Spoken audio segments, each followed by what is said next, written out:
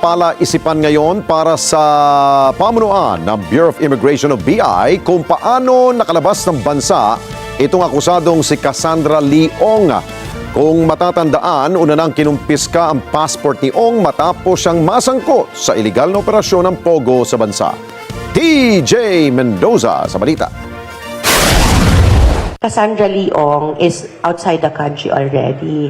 Sa system ng Bureau of Immigration, upon verification, there is no recorded travel of Cassandra Leong outside the country.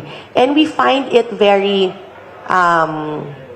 siguro, confusing to say that she is left the country. Hindi pa rin maipaliwanag ng BI o ng Bureau of Immigration kung paano nakalabas ng bansa ang puganteng si Cassandra Leong. Si Ong ang ikasalukuyang nahaharap sa kasong qualified human trafficking dahil sa pagkakasangkot nito sa umano'y illegal na mga aktibidad ng Philippine Offshore Gaming Operator o ng POGO.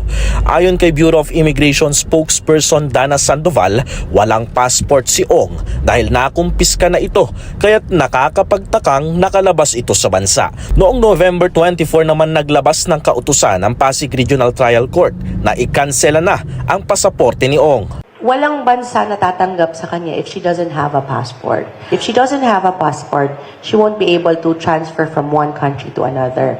And from what I recall, her passport was confiscated at the time of her arrest. Pero may posibilidad bang gumamit ng peking passport si Ong para makalabas ng bansa? There's a possibility of that.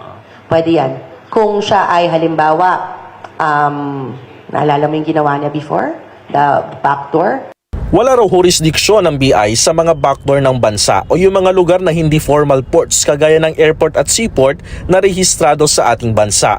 Kaya ang local government units o LGU ang makikipag-ugnayan sa BI sakali mang may ma-monitor silang mga kilos ng isang taong pinagbabawalan lumabas. If they use an illegal migration corridor and probably has a legitimate passport maybe of some other nationality, then that could be a possibility.